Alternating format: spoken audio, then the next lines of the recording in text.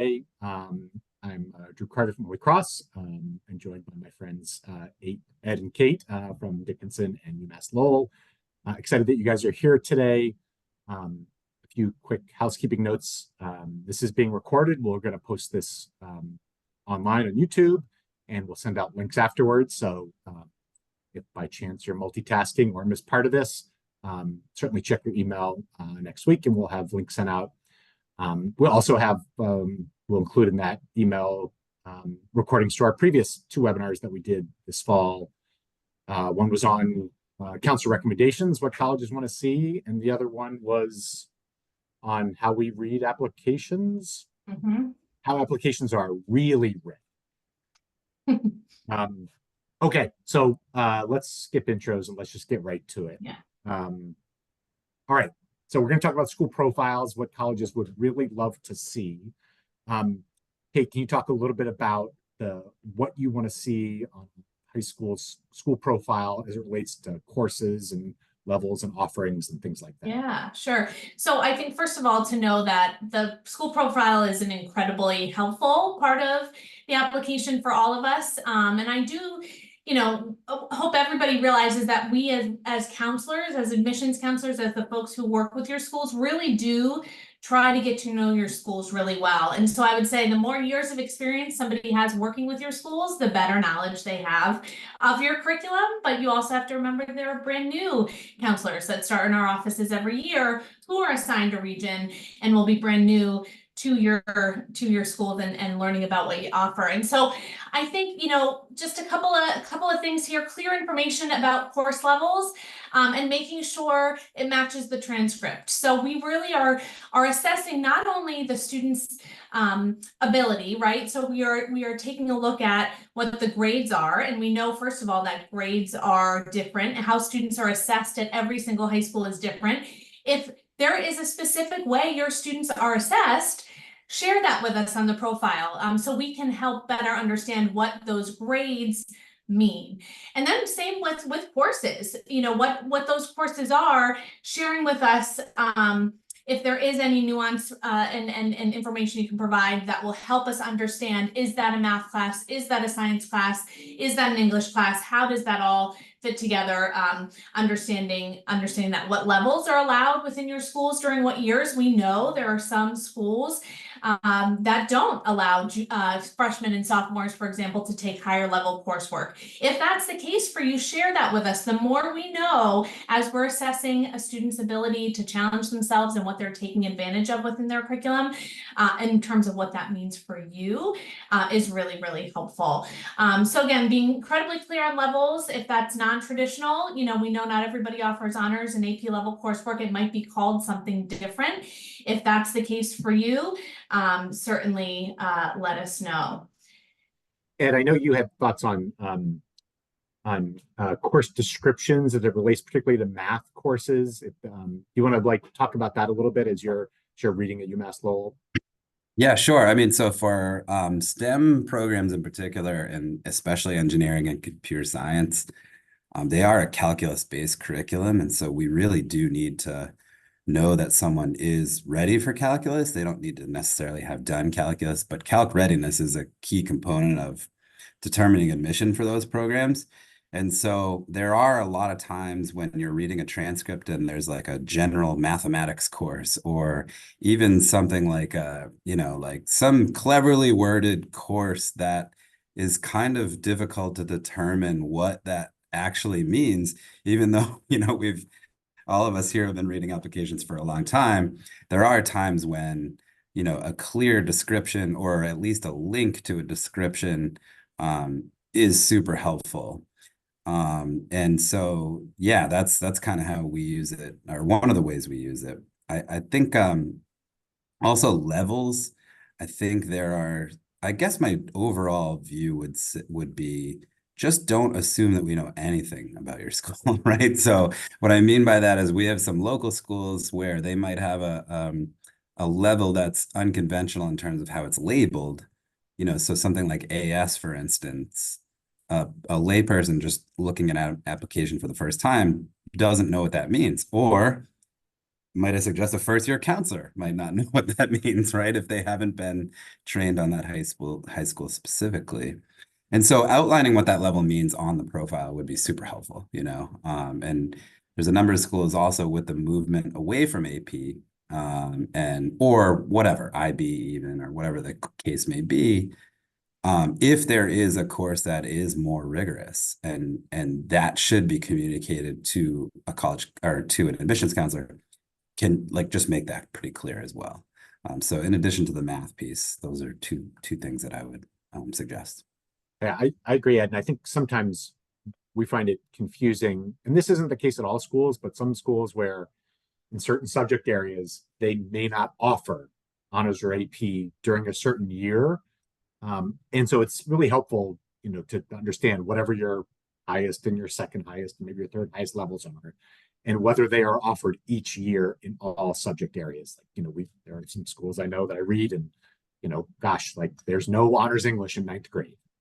So, you know, understanding that, especially as we're creating context behind some of these reads, is really important. The other thing I would add is if you have a double or a triple credit course, particularly like at the humanities, if you're combining history and English or things like that, I just often see that missed on the transcript by younger readers or by outside readers. So I would say both on your transcript and in your school profile, make it abundantly clear that that you may have a course that only takes up one space on the transcript, but is counting really for two, sometimes even three courses. So I think you can't state that too many times throughout the application, because you know, a reader who's moving quickly.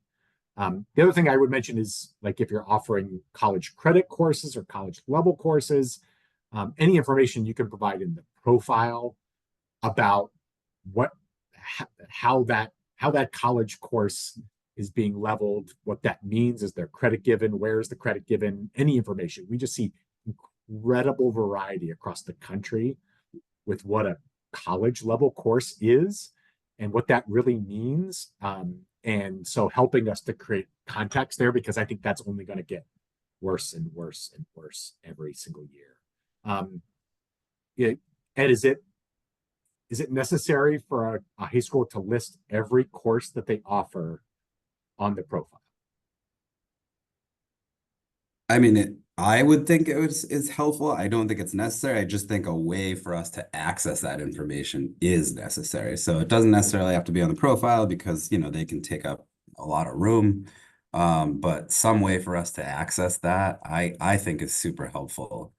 I have, you know, numerous times throughout application seasons do go and look up course descriptions and like to see, you know, the degree, or not degree path, but the path, you know, that's intended for the curriculum.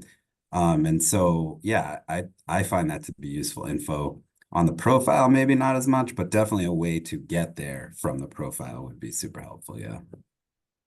One thing I'll just add too, if you have special programs that you offer to your students, you know, I'm thinking about Concord Carlisle has a Rivers and Resolutions program. It's a cluster of coursework that students can opt to take. Or I even think about the METCO program. Many new readers may not know what that is. And so I think if there is something special that you offer that students take advantage of, or would be helpful for us to know about the students within the community in the context of your academic community at your high school, share that with us, and you know, have that shared in an easy to see, easy to read way. Okay, we're going to get to some of these questions as well, but I do want to skip on to our next topic, which is grading and GPA and scales and things like that.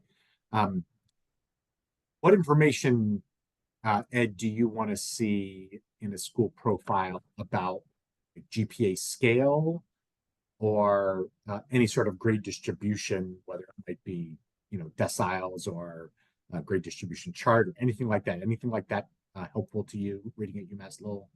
It can be. So, I mean, just a clear way for us to be able to recalculate, because we do recalculate grade point average. So it is super helpful for us to know like what the scale that is using and what, you know, that means in terms of, you know, being applied to a 4.0 scale. That is really helpful. The distribution, that can be helpful if you're not quite sure what to make of a certain GPA at a certain school. I think rankings are, somewhat a topic of debate, but it can be helpful to know, especially in the age where a lot of schools are, fairly generous, like a 3.7 at one school might be incredibly high, whereas at another school I'm reading, it actually might be on the lower end.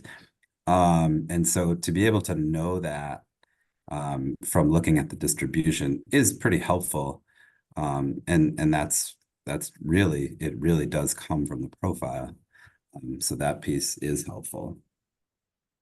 What about for you, Kate? I know sometimes I've seen on some profiles they'll list the junior courses and how many kids got A minus, B plus, B minus in every.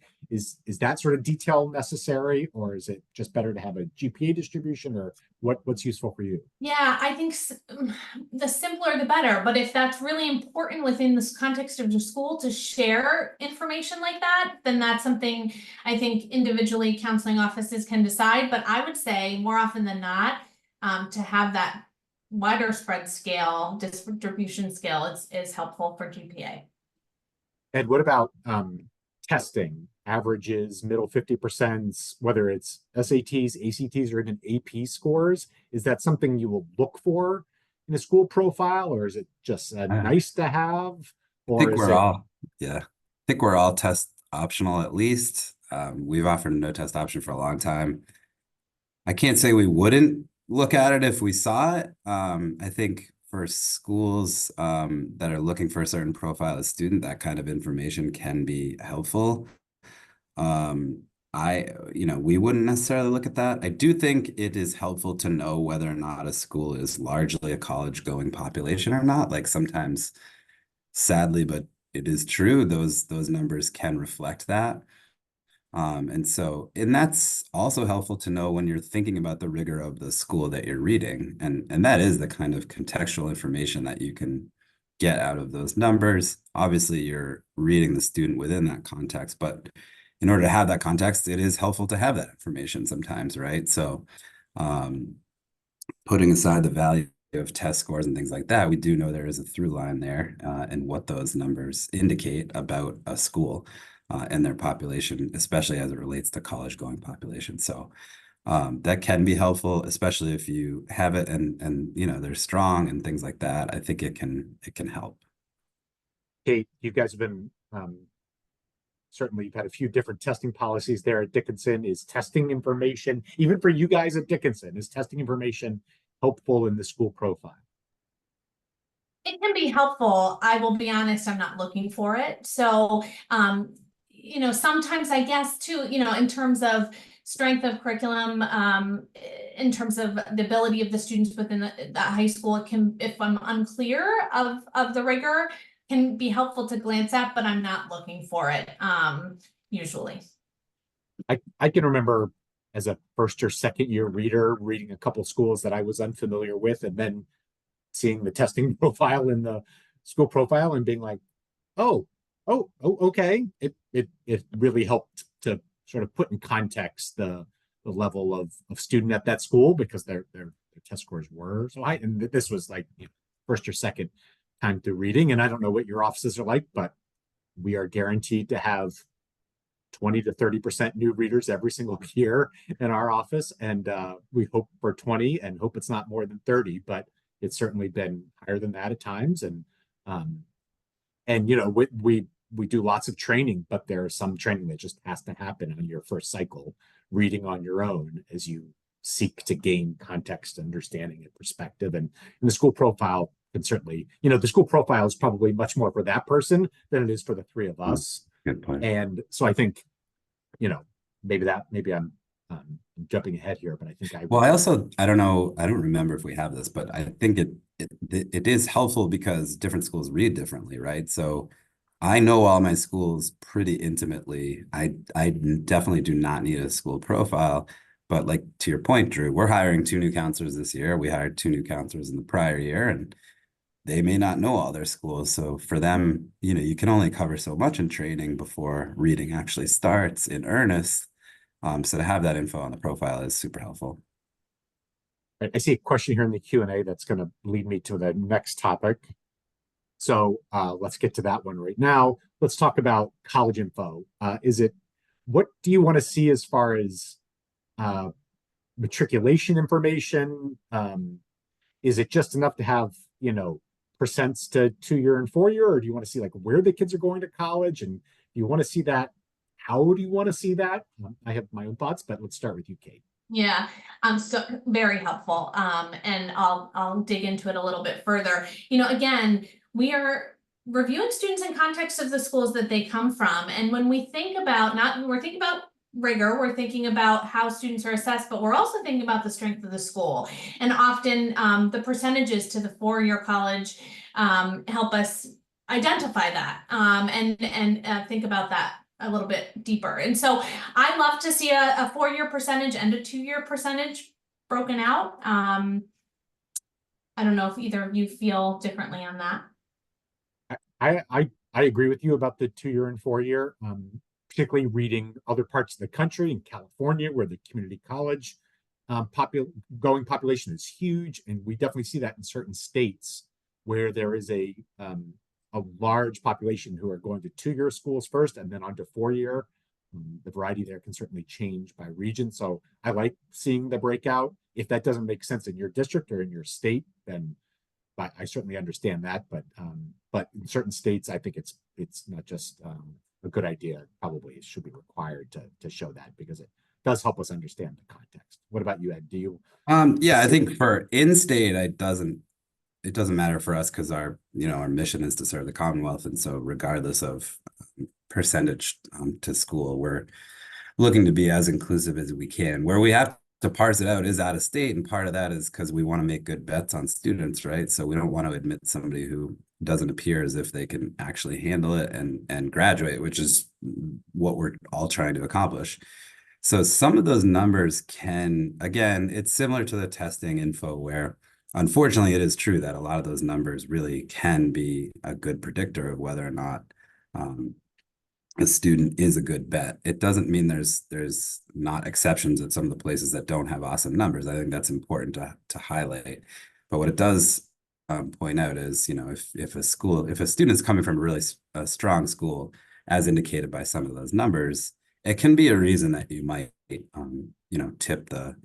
tip in their favor, essentially, and we're looking for reasons to admit. I think it's important to highlight that too. Like, I'm not looking to be punitive from that. I'm looking to be inclusive in that respect. But again, it goes back to the idea of, we want to admit kids who are going to graduate and do well.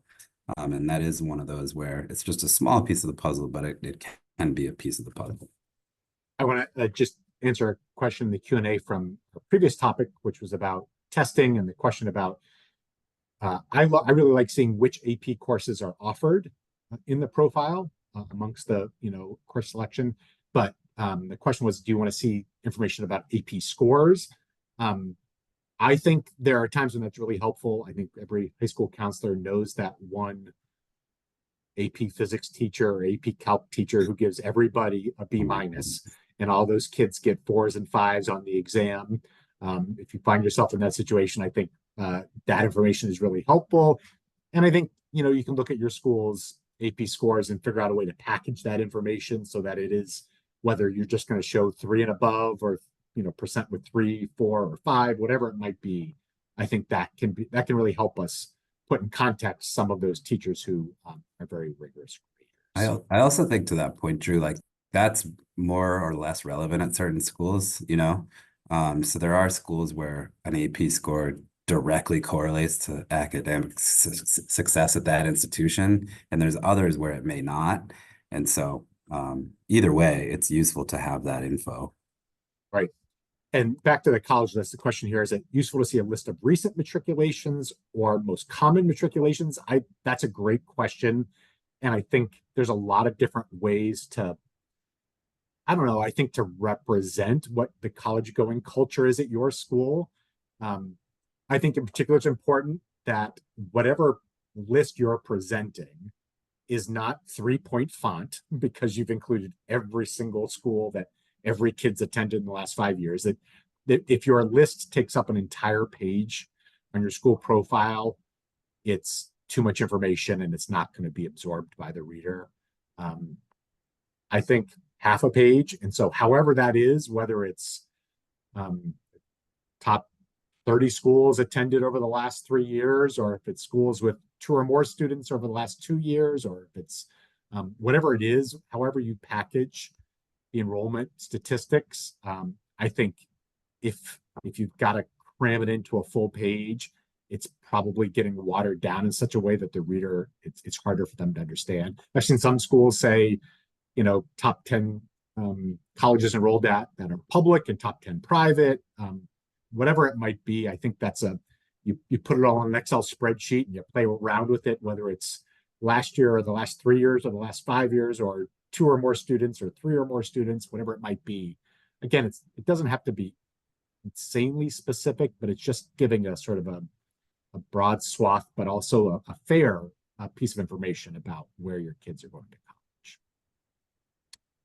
I think All right. that's, I have sympathy with that one because I think it depends on the school and like who's the prospective audience. I think there's some, especially like independent schools where that may be parsed through a little bit closer than like maybe like a public school that everybody goes to. Like it's there. So there's different audiences. I think that choice depends on which school you're at and what you're trying to accomplish through that list. Yeah. Because I think it can be used by different audiences in different ways. So it's probably something to think about and more of a localized choice than a lot of these.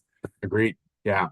All right. So we've got a miscellaneous category here. Just a few quick hitters.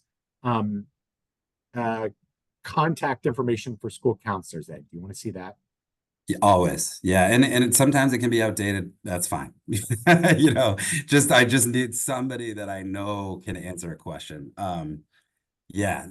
Yeah, please update that and as much as you can and definitely include it because the last thing I want to do is have to be Googling about who's the school counselor at X, Y, or Z school. It's so helpful to have it. Especially if, again, going back to the idea of new readers, if they don't necessarily know that school particularly well because they only visited there twice and actually didn't even talk to a counselor, then it's super helpful to know that there's a person that you can get a question answered if you have it. I'm going to say we had a conversation in our office the other day about how outdated our counselor contact information is in Slate. So if we're looking for counselors to contact and reach out at a particular school about a particular question, we are going to the school profile first. So that would be helpful. Kate, would you click on a link that was in a school profile? Not necessarily. It depends on how much information I have in front of me. I think if there's enough information for me to have a good solid sense, then yes. But if there's a link taking me to learn more information about something more specific that pertains to that specific school, that's going to help me get a better sense on the academic read of the student, then certainly I will. So if that's a cleaner, more concise way for you to display information, make that loud and clear that it's important for us to click on that. I was even thinking about, some of the, talking about really unique course offerings, Rivers and Revolutions, any sort of like multidisciplinary courses. You don't want to give us 3 paragraphs of a description on the website or on the school profile, but if you can give us a quick blurb to understand how it should be read, but also link to your school's website that may have a deeper explanation if necessary. Probably wouldn't click on it in most cases, but if you're looking to condense information to control length, in some cases you might want to just link to information that's on the website. What about overall length of the school profile, Ed? So that's the $1 million question. That's what all the school counselors are wondering about here, logged into this webinar. How long should it be? Oh man, I don't think there's a right answer. I really don't. Like, I think they can be good if they're 1 page double-sided. I have seen really good, interesting, densely packed with information ones that are like 5 pages. It does not matter to me. We're in the paperless day and age, so it's just the same. It used to be the case where you'd get like a booklet from a school and maybe that was a little cumbersome, but nowadays I frankly, as long as it serves the utility of what I'm looking for, that's frankly all I'm looking for. So style wise or length, I don't have a strong opinion either way. I think Kate. Am I frozen for you guys? You're frozen in deep thought about how Oh, long school no. profiles should be. Can you hear me at least? Yep. Okay, great. I think the more organized and concise the profile is, the better. And I say that I'm in agreement with Ed, that it doesn't matter how long it is, as long as you're portraying to the information that you want to give to us and that you think is important to give to us, but to do it in an organized way so that if it is a new reader, they can look at the whole thing if that's important to them. But for someone like the three of us, we can jump to sections that are clearly labeled with the information that we need to remind ourselves of something, or maybe something that might be new, that I can jump around easily to the sections that I need. I think those are the most helpful profiles, regardless of how long it is. There's a question here that I think is part of this conversation. Do you like graphics, pie graphs? And I have in the notes to think about this profile like the cover of USA Today. You know, because it's I mean, to be honest, you're writing for a skimmer, not a reader. And so visual tools are particularly helpful. Consecutive, complete sentences are not likely to be read. So it is a distracted, quick moving reader. So when visual tools could apply, I think that can be very, very helpful. Yeah, the more visual, the better. All right, let's move on to, I think I had this as not needed. Initially, I'd said things to avoid, but I think that sounds a little harsh. And this relates to a question in the Q&A. Excessive information on clubs offered at your school or athletic achievements by your teams. Maybe your superintendent is interested in that being reflected there, or maybe the real estate agents in the area are interested in that being there, but I see that as just eating up space and not relevant to the application read. And truthfully, where it is relevant as it pertains to a student, that could be portrayed in a recommendation, right? So what about information about the community, the size of the town, the towns that are enrolling students at this maybe public or private high school? Is there information on the community that is helpful? Not the school community, but the town community. Is that helpful or not?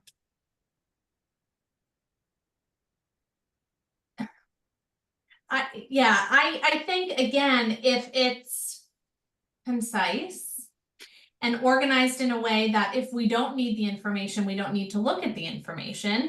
But, you know, some people give us a lot of information on that piece, and I don't know that we need a lot of information.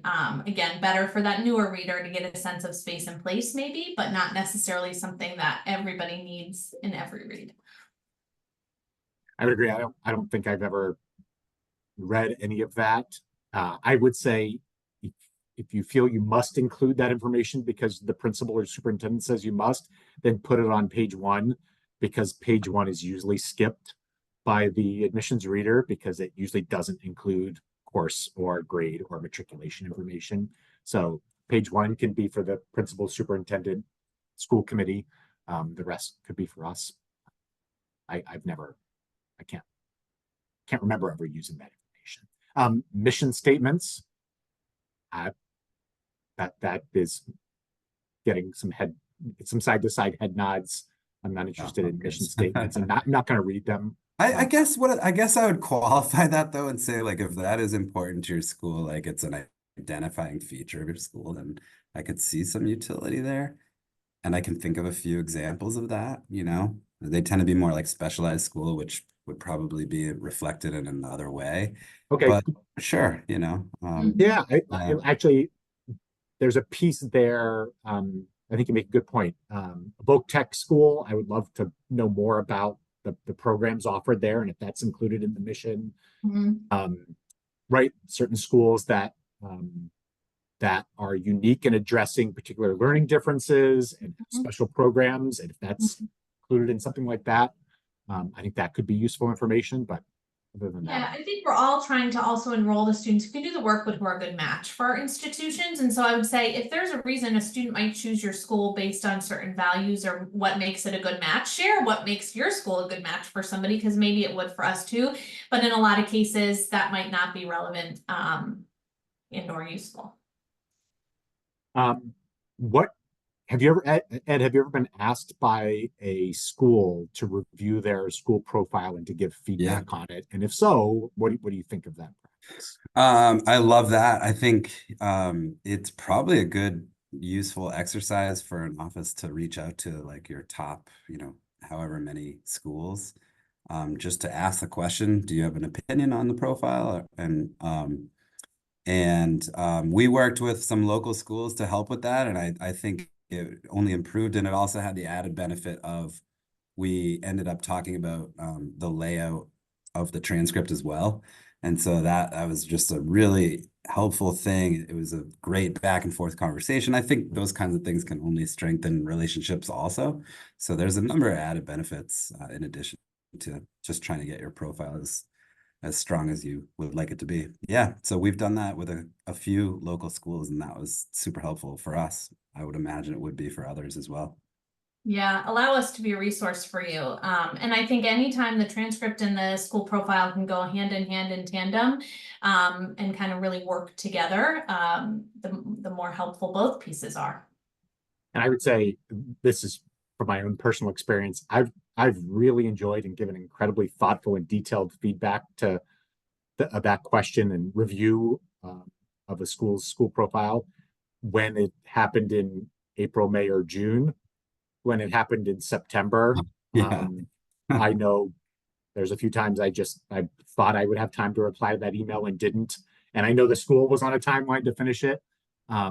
But that's a great spring question. But I think once we get to fall travel, it's harder to find time to be thoughtful about that sort of feedback. Mm-hmm. Any interest in seeing community service graduation requirements in the school profile? I think it's similar to the mission question. Like if that is a distinguishing aspect of your school, it can be helpful. And I think there's a lot that is the case. And it does, differentiate students from that school from some other schools. So sure. If it's just something just to add to Kate's point about like clear and concise, that's always a good rule. So it really does depend on the school, I think. Here's a question. I like this one, so I'm going to answer this one. We have a laundry list of faculty members, including associate principals, adjustment counselors, etc. Right. I've certainly seen superintendents listed, every assistant principal. I only look at that if I know somebody who works at that school and I'm wondering, hey, is Ed still working at that high school? But that's information where I think it's fine to like have your counselors listed. And if you want to say, here's a link to our administration page on our website, great, but it's not necessary to eat up real estate on your school profile to School list counselor, that's it, first and foremost. Yeah. What about, Kate, information about the daily schedule and how often student courses meet? Not necessarily helpful. But again, I would say case by case situation. If there's certain courses that meet more often, or I think about how sometimes schools combine English and history together, and that becomes a 2-credit course instead of a 1-credit course. So they're going to meet more times, and it's, that again is helpful information for us, but not necessarily how often they're sitting in a class and is it blocked, is it not, could be helpful in terms of reading the transcript and understanding they're going to take a cluster of classes in the fall and a different cluster in the spring because we're block scheduling, but we don't need to know the ins and outs detail, I would say, on the schedule. And one last question, anything about faculty college degrees? I've never looked at the profile for that, but if it was there, I'd be like, oh, that's interesting. Yeah. Okay, I just launched a quick poll. This is the third webinar we've done this year for school counselors. As I said, the first one was about counselor recommendations, what colleges really want to see. The second was how applications are really read. And this third was by demand from counselors who came to the first two, who requested a webinar on the school profile. So interested in hearing from you all about, about what kind of topics you might like to see covered in an additional webinar. I can't promise it this spring, but maybe next fall. I'm also going to put here in the chat to everyone a link to, this is to the Holy Cross website, but we have links to the previously recorded webinars that are posted on YouTube now, if you want to look back at counselor recommendations or anything like that. Let me see. Here's another question while folks are filling that out. Ed, how about this? Public state representative, do colleges prefer 3 years of a high school foreign language or 2 years of a high school level with the third year being a dual credit? We are just at UMass Lowell, we're just looking for the Department of Higher Ed curriculum requirements. And then beyond that, it would depend on the degree program and what the language requirement would be. And that's all. Or we're just looking for preparation. Kate, what about graduation requirements? X number of English or whatever for the particular high school. Any interest in seeing that in the school profile? Again, if it can be concise, sure, and maybe that's a link to something, but what we're trusting is that if a student is going to meet your graduation requirements if they're graduating from your school, and we may have separate requirements that we require coming in. So sometimes can be helpful, but I would say we're trusting that the student is on track to graduate based on what their curriculum looks like. We may just look at it from our own lens of what we're requiring for coursework. And there's a question here about graphics, layout, and the format. Is it coming through? I will say, and it was not that long ago, I had a group of counselors from the school here visiting, came into my office, and I said, do you want me to show you what your documents look like on our end? They said, yeah. So we pulled up their school profile, and the watermark that they had behind their matriculation list made it almost unreadable. Now, they all were shocked at this because it didn't look like that on their end. So somewhere in the formatting, somewhere in the delivery, somewhere through Slate, it just looked a little bit different. And I've seen every year I see 3 to 5 profiles where I think, oh, this did not look like this on their end because something is really amiss here. So I think that's a good opportunity if you have questions like that to reach out to any of us or a college to ask for feedback on your profile. And I think you can be specific to say, does everything look right? Do the graphs look right? Do the titles line up under the graphs appropriately? Does our watermark wash out our matriculation list? Anything like that, because it can be sometimes hard to know on your end what it's looking like on our end for sure. Do you need a description of what a forensics course is like, Kate?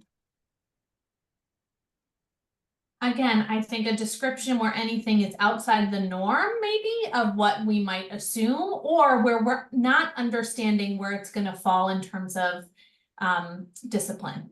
What is it counting for? It can be helpful to have that information. Yeah. And here's a question. I got asked this not that long ago. I've been asked this plenty of times where a counselor will say, well, do you have an example of a really good profile? I had the hardest time answering that question. I think it's because a good one you don't think about. You know what I mean? Like, yeah, you just find the info and you're on, right? Yeah, so I much hate prefer to be give unuseful. You feedback on yours. Like, I want to give you feedback on yours rather than dig up, like, spend a half an hour being like, oh, did I like so and so's profile? Like I think you're right, Ed. You think about the ones you don't like, not. I'll keep an eye out for it though. So. I will say also about graphs and charts, there is one school that will remain nameless, but that we all visit and read their applications, the 3 of us, because they're in Massachusetts, and they just went way overboard on the pie charts, and it's not easy on the eye. So I think there is a way in which you can over USA Today your school profile. So I think just some professional judgment there. And again, if you're curious if you've overdone it, certainly reach out. So I want to be respectful of everyone's time. I want to say thanks to Kate and Ed Thank you to everyone, all the school counselors who reached out and who participated today. Have a great spring, have a great summer, stay safe, stay sane, and yeah, stay in touch. We'll be hopefully back in touch with future webinars for our school counselors. Thanks.